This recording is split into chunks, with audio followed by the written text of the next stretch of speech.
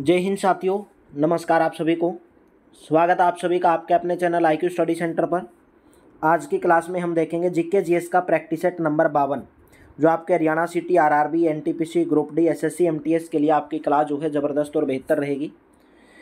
अगर आप हरियाणा सिटी की PDF प्राप्त करना चाहते हैं तो इस नंबर के ऊपर व्हाट्सअप करेंगे, जहाँ पर आपको मात्र केवल 100 रुपीज़ में 7 सब्जेक्ट की PDF आपको प्रोवाइड करवाई जाएगी। Haryana GK, India GK, computer science, math, reasoning और हिंदी। तो वीडियो को ज़्यादा से ज़्यादा लाइक कर देना, शेयर कर देना। डिस्क्रिप्शन के अंदर टेलीग्राम का लिंक दिया गया है, PDF के लिए टेलीग्राम चैनल को ज्वाइन कर लेना। डेली दोपहर को 12 बजे आपको ये इंडिया जीके की क्लास चैनल के ऊपर देखने को मिलती है। तो चलिए आज का हमारा क्वेश्चन है, निम्नलिखित में से किस वर्ष में पंडित भीमसेन गुरुराज जोशी ने अपना पहला लाइव प्रदर्शन किया था? राइट ऑप्शन रहेगा ऑप्शन नंबर सी। जो भीमसेन जोशी थे उन्होंने अपना पहला लाइव प्रदर्शन 1941 में किया था। सी ऑप्शन करेक्ट रहेगा। पंडित भीमसेन गुरुराज जोशी 1922 में जन्म, 2011 में मृत्यु। हिंदुस्तान शास्त्रीय संगीत की किराना घराने की परंपरा से ताल्लुक़ रखते थे। जोशी ने पहली बार 1941 में 19 साल की उम्र में लाइव प्रदर्शन किया। 2009 में उनको भारत रत्न और भारत का सर्वोच्च नागरिक सम्मान मिला था। नेक्स्ट क्वेश्चन है, निम्नलिखित में से 1963 में मद्रास में कुचिपुड़ी कला अकादमी की शुरुआत किसने की थी? Option number B, doctor Vempati Chinna Satyam. 1963 में मद्रास के अंदर जो कुचिपुड़ी कला है उसकी अकादमी की शुरुआत डॉक्टर वेम्पति चिन्ना सत्यम ने की थी। वेम्पति चिन्ना सत्यम 1929 में जन्म, 2012 में मृत्यु हो गई। एक भारतीय नर्तकी और कुचिपुड़ी नृत्य शैली के गुरु थे। इनका जन्म आंध्र प्रदेश के एक ब्राह्मण परिवार में हुआ था। इन्होंने 1963 में मद्रास यानी कि चेन्नई में कुचिपुड़ी कला अकादमी की शुरुआत की। 1998 में पद्म भूषण से इनको सम्मानित किया गया था। शेख चिन्नामोला संगीत वाद्य यंत्र किससे जुड़ी एक प्रसिद्ध हस्ती थी? राइट ऑप्शन रहेगा ऑप्शन नंबर ए, नाद सवरन। ए ऑप्शन आपका करेक्ट रहेगा। शेख चिन्नामोला कर्नाटक परंपरा से जुड़े एक प्रसिद्ध नाद सवरम हस्ती थे। पंडित आनंद गोपाल बंदोपाध्याय बनारस घराने के एक कौन से वादक थे, यानी कि क्या बजाने में प्रसिद्ध थे आनंद गोपाल बंदोपाध्याय? राइट ऑप्शन रहेगा ऑप्शन नंबर ए, तबला वादक। ए ऑप्शन करेक्ट रहेगा। पंडित आनंद गोपाल बंदोपाध्याय 1942 में जन्म, 2021 में मृत्यु, एक भारतीय तबला वादक थे। उन्हें बनारस घराने की शैली में उनके शिक्षक महादेव प्रसाद मिश्र द्वारा प्रशिक्षित किया गया था। संगीत नाटक अकादमी की स्थापना कौन से वर्ष में हुई थी? संगीत नाटक अकादमी की स्थापना की बात की जाए तो राइट ऑप्शन रहेगा 1953 में हुई थी। ए ऑप्शन करेक्ट रहेगा। मोस्ट इंपॉर्टेंट क्वेश्चन है आपका ये। संगीत नाटक अकादमी भारत सरकार के द्वारा स्थापित भारत की संगीत एवं नाटक की राष्ट्रीय स्तर की सबसे बड़ी अकादमी है। इसका मुख्यालय रविंद्र भवन दिल्ली में है। इसकी स्थापना 31 मई 1953 को की गई थी। निम्नलिखित में से किस हिंदुस्तानी शास्त्रीय गायिका को 1969 में भारत सरकार के द्वारा पद्म भूषण और महाराष्ट्र सरकार के द्वारा राज्य गायिका की उपाधि से सम्मानित किया गया था? Option number C, Kesarbai Kerkar को। सी ऑप्शन आपका करेक्ट रहेगा। केसरबाई केरकर 1892 में जन्म, 1977 में मृत्यु हो गई। जयपुर अंतरौली घराने की एक भारतीय शास्त्रीय गायिका थी। 1953 में संगीत नाटक अकादमी पुरस्कार से सम्मानित किया गया। 1969 में इन्हें पद्म भूषण पुरस्कार मिला और महाराष्ट्र सरकार के द्वारा इन्हें राज्य गायिका की उपाधि से भी सम्मानित किया गया था। भारतीय संगीत में उस्ताद अल्लाह रखा का नाम निम्नलिखित में से किस वाद्य यंत्र को बजाने के लिए प्रसिद्ध है? अल्लाह रखा। ऑप्शन नंबर ए, तबला वादक। ए ऑप्शन आपका करेक्ट रहेगा। उस्ताद अल्लाह रखा भारत के प्रसिद्ध तबला वादक थे। संगीत के क्षेत्र में इनके महत्वपूर्ण योगदान को स्वीकार करते हुए भारत सरकार ने 1977 में इन्हें पद्मश्री से सम्मानित किया था। सरताज खान, सरवर खान, स्वरूप खान और मामन खान निम्नलिखित में से किसके लिए प्रसिद्ध थे? राइट ऑप्शन रहेगा ऑप्शन नंबर बी, राजस्थानी लोक संगीत। बी ऑप्शन आपका करेक्ट रहेगा। सरताज खान, सरवर खान, स्वरूप खान और मामे खान राजस्थानी लोक संगीत के लिए प्रसिद्ध जाने जाते हैं। वडाली ब्रदर्स निम्नलिखित में से किसके लिए प्रसिद्ध है? वडाली ब्रदर्स की बात की जाए तो सूफी संगीत के लिए प्रसिद्ध है। सी ऑप्शन करेक्ट रहेगा। पूरनचंद्र वडाली और प्यारेलाल वडाली भारत के पंजाब में अमृतसर जिले के गुरु की वडाली के सूफी गायक और संगीतकार हैं। नेक्स्ट क्वेश्चन है, निम्नलिखित में से कौन सा हिंदुस्तानी संगीत घराना सभी ख्याल गायकी शैलिकों में सबसे पुराना है? ऑप्शन नंबर सी, ग्वालियर घराना। सी ऑप्शन आपका करेक्ट रहेगा। ग्वालियर घराना हिंदुस्तानी शास्त्रीय संगीत का सबसे प्राचीन घराना है। यह घराना ख्याल गायकी का सर्व प्रसिद्ध घराना है। नेक्स्ट, निम्नलिखित में से किसे कर्नाटक संगीत में एक गायक या गायिका के रूप में जाना जाता है? Option number C G N. Balasubramaniam. G N. Balasubramaniam को कर्नाटक संगीत में एक गायक या गायिका के रूप में जाना जाता है। सी ऑप्शन करेक्ट रहेगा। जी.एन. बालासुब्रमण्यम कर्नाटक संगीत में एक गायक या गायिका के रूप में जाना जाता है। नेक्स्ट है, भारत के एक प्रसिद्ध संगीतकार उस्ताद अमजद अली खान को निम्नलिखित में से कौन सा वाद्य यंत्र बजाने के लिए जाना जाता है? ऑप्शन नंबर ए सरोद वादक। ए ऑप्शन करेक्ट रहेगा। उस्ताद अमजद अली खान 9 अक्टूबर 1945 को जन्म हुआ एक शास्त्रीय सरोद वादक हैं। 2001 में भारत के दूसरे सर्वोच्च नागरिक सम्मान पद्म विभूषण से उनको सम्मानित किया गया था। प्रसिद्ध लोक संगीतकार भूपेन हजारिका निम्नलिखित में से कौन से राज्य से संबंध रखते हैं?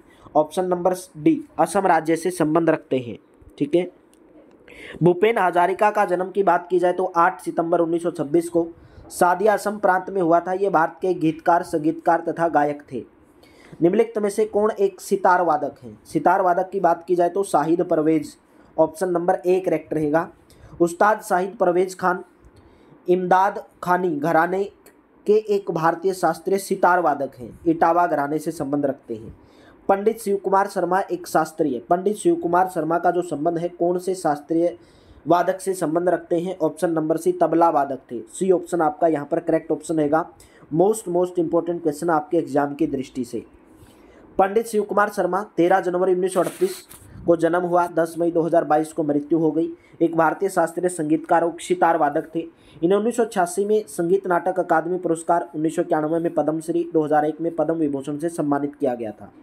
प्रसिद्ध पार्श्व गायक किशोर कुमार का जन्म 1929 में कहाँ पर हुआ था? ऑप्शन नंबर आपका बी करेक्ट रहेगा, खंडवा।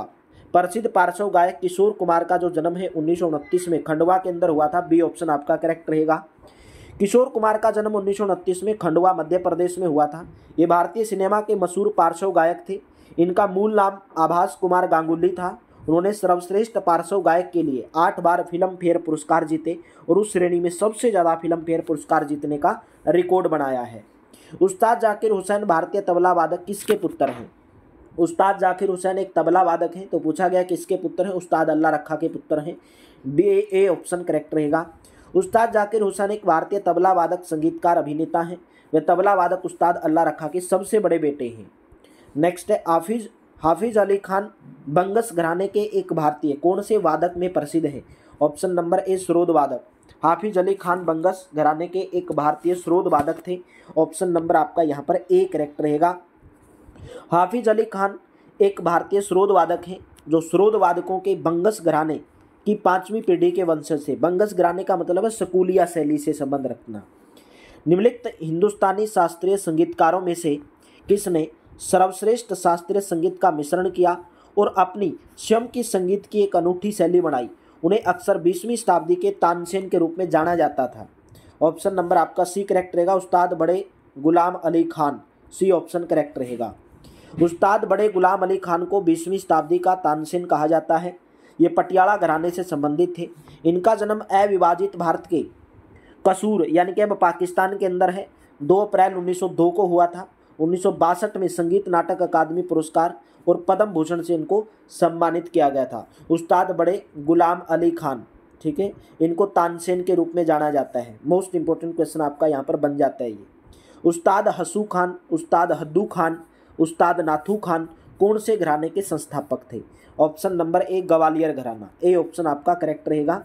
16वीं शताब्दी में नाथन पीर बख्श हसू खान, हट्टू खान, नाथ खान ने ग्वालियर घराने की स्थापना की। यह ख्याल से संबंधित घराना है। निम्नलिखित में से कौन रामपुर सहसवा घराने से संबंध नहीं रखते हैं? ऑप्शन नंबर डी उस्ताद फतेह अली खान। डी ऑप्शन आपका करेक्ट रहेगा। उस्ताद इनायत खान, गुलाम मुस्तफ़ा खान और उस्ताद राशिद खान ये रामपुर सहसवा घराने से संबंध रखते हैं, बल्कि यहाँ पर ऑप्शन नंबर डी उस्ताद फतेह अली खान रामपुर सहसवा घराने से संबंध नहीं रखते हैं। नेक्स्ट क्वेश्चन है, अनूप जलोटा भारतीय संगीत की निम्नलिखित में से किस श्रेणी के लिए प्रसिद्ध है? अनूप जलोटा राइट ऑप्शन रहेगा। ऑप्शन नंबर ए बहुत बार क्वेश्चन के अंदर पूछा गया है। इंपॉर्टेंट क्वेश्चन आपका यहाँ पर ये बन जाता है। भजन से संबंध रखते हैं Anup Jalota. Option number A correct रहेगा। अनूप जलोटा भारतीय संगीत की भजन श्रेणी के लिए प्रसिद्ध है। नेक्स्ट क्वेश्चन है, पंडित स्वपन चौधरी कौन से वाद्य यंत्र से संबंध रखते हैं? पंडित स्वपन चौधरी ऑप्शन नंबर आपका बी करेक्ट रहेगा, तबला वादक है। बी ऑप्शन आपका यहाँ पर करेक्ट रहेगा। पंडित स्वपन चौधरी तबला वाद्य यंत्र से संबंध रखते हैं।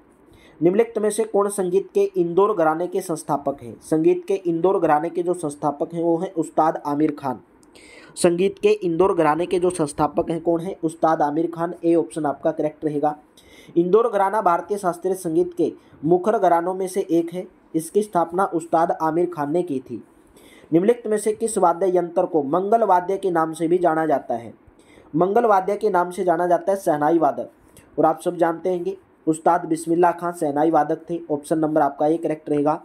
शहनाई वाद्य यंत्र को मंगल वाद्य के नाम से जाना जाता है। मोस्ट इंपोर्टेंट क्वेश्चन है, आपके एग्जाम के अंदर बहुत बार पूछा जा चुका है कि मंगल वाद्य के नाम से कौन से वाद्य यंत्र को जाना जाता है? तो शहनाई वाद्य यंत्र को मंगल वाद्य के नाम से जाना जाता है।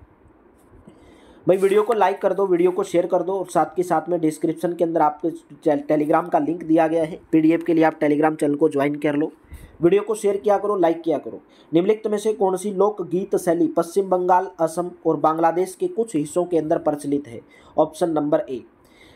जो लोकगीत शैली पश्चिम बंगाल, असम, बांग्लादेश के कुछ हिस्सों में प्रचलित है उसका नाम है Bhawaiya. Option number A correct रहेगा। भवैया लोकगीत शैली पश्चिम बंगाल, असम और बांग्लादेश के कुछ हिस्सों के अंदर प्रचलित है।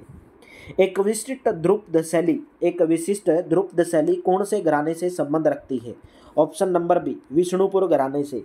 ध्रुपद शैली का जो संबंध है विष्णुपुर घराने से संबंध रखती है। बी ऑप्शन आपका यहाँ पर करेक्ट रहेगा। विष्णुपुर घराना भारत के पश्चिम बंगाल के बांकुड़ा जिले में स्थित है। यह घराना हिंदुस्तानी संगीत के ध्रुपद परंपरा से संबंधित है।